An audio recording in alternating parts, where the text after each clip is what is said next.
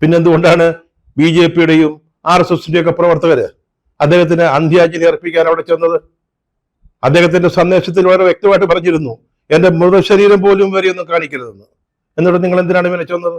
എന്തൊരു മനുഷ്യത്വമില്ലായ്മയാണ് സർക്കാരും അതുപോലെ തന്നെ രാഷ്ട്രീയ പാർട്ടികളും ചെയ്യുന്നത്.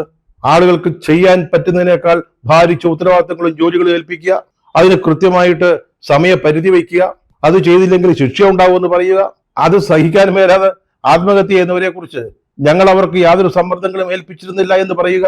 ജീവനതുല്യം സ്നേഹിച്ച പാർട്ടിയും പ്രസ്ഥാനവും തന്നെ തള്ളിപ്പറയുമ്പോൾ മനസ്സുനൊന്ത് ജീവിതം വെടിയുന്നവരെ ആ മനുഷ്യൻ ഈ പാർട്ടിയിൽ പോലും ഇല്ലായിരുന്നു എന്ന് പറയുക.